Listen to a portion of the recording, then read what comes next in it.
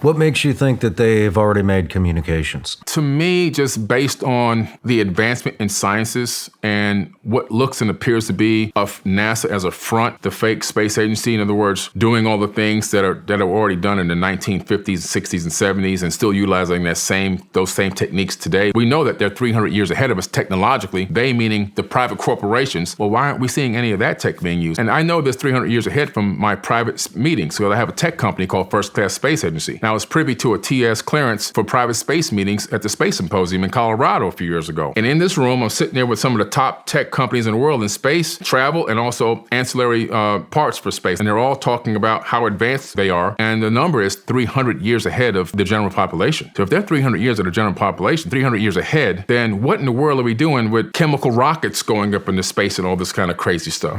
So to me, when they say that they're communicating, I say, let me extrapolate a little bit more.